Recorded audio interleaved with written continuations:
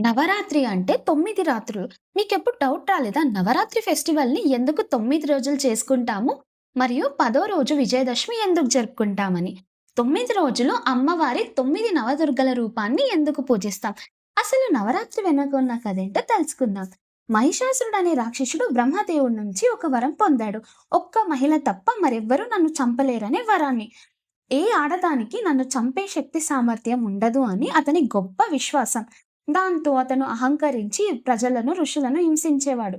మరియు దేవతలపై యుద్ధం చేసి వారిని ఓడించాడు. మహిషాసురుణ్ణి తట్టుకోలేక దేవతలందరూ త్రిమూర్తులను ప్రార్థించారు. త్రిమూర్తులు మరియు ఇతర దేవతలందరూ తమ తమ శక్తులను ఒకటిగా చేసి దుర్గాదేవిని సృష్టించారు. తమ తమ ఆయుధాలను దుర్గాదేవికి ఇచ్చారు. దుర్గాదేవి యుద్ధ భూమిలో 9 రోజులు మహిషాసురుణ్ణి మరియు అతని సైన్యంపై యుద్ధం చేశారు. చివరి రోజున అంటే దశమి రోజున మహిషాసురుణ్ణి చంపి ప్రపంచానికి శాంతిని, ధర్మాన్ని పునఃస్థాపితం చేశారు.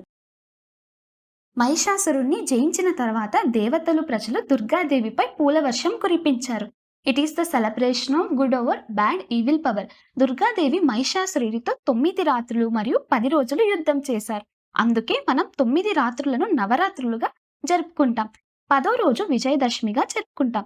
విజయదశమి లేదా దసరా మనకు శ్రీశక్తిని పూజించే రోజు. Every woman is just reflection of Devi Durga. ప్రతి మహిళలోనూ సృష్టించే శక్తి, పోషించే శక్తి మరియు రక్షించే శక్తి ఉంటుంది. అందుకే నవరాత్రి మనకు అమ్మ శక్తిని, శ్రీశక్తి మహిమను గుర్తు చేస్తుంది. మనకు దుర్గాదేవి ఆశీస్సులు ఉండాలని కోరుకుంటూ నెక్స్ట్ వీడియోలో ఏ రోజు ఏ దేవతను పూజిస్తారు, ఆ దేవత ఉన్న ప్రత్యేకత మరియు ఆ దేవత వెనుక ఉన్న కథ ఏంటో తెలుసుకుందాం. ఈ వీడియో కనుక నచ్చినట్లయితే లైక్ చేయండి, కామెంట్ చేయండి, షేర్ చేయండి.